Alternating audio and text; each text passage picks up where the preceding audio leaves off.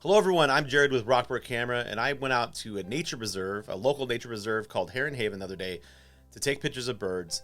I am not a bird photographer whatsoever. I don't know much about birds. I don't know where they're coming from, where they're going. I don't know how they act. I don't know what they're called half the time.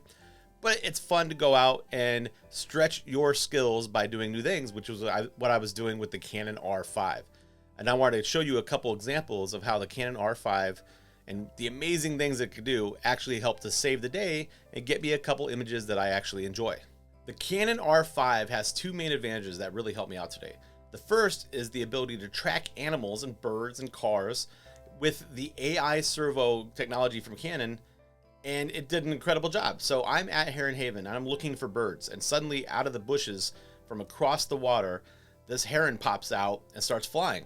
So I quickly leverage my camera, I put it up to my eye. I'm using the 100 to 500 from Canon, the RF lens, and I zoom in as much as I can, and I'm just hoping that it's going to get focus. And it does. Miraculously, it locks focus on this heron. Now, I've used other cameras in the past that have tried to say that they have tracking autofocus, and I think those cameras would have struggled mightily to find the heron the way the Canon R5 just did, and it locked focus really quickly, and I was able to get this photograph, which is not that great because I have a big car in the brightest part of the image.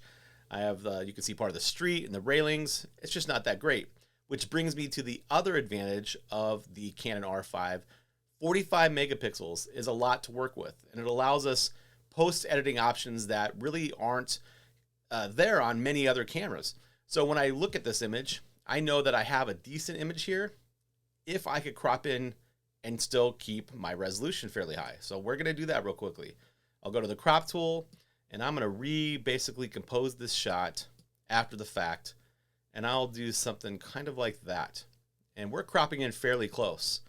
And when I look at this image now, and I look at it full screen, it looks very, very nice. The definition is there, the sharpness is there. I think this is around 15 megapixels or so.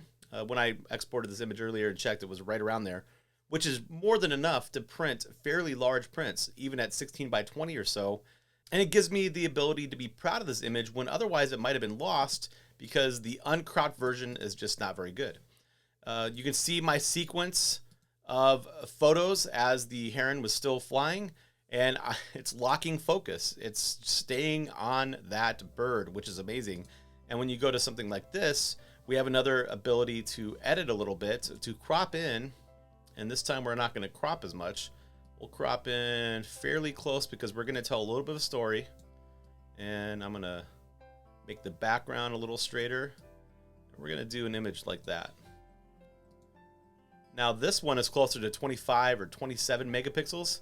And it includes a little bit of the ducks that are on the water, the background. The light is beautiful. And this is another one of those images that I wouldn't have been able to get if it weren't for the technology in the R5. I am not a spectacular bird photographer, as you can see, but I'm getting better, and the Canon R5 allows me to get better with the system to the point where I think that in a while, taking lots of these kinds of pictures, I will get better and better, and I will be able to grow with the Canon R5 to make even better images in the future. So I just wanted to share two main advantages I saw as a beginning bird photographer. The Canon R5 really helped me out, and I think it could help you out too.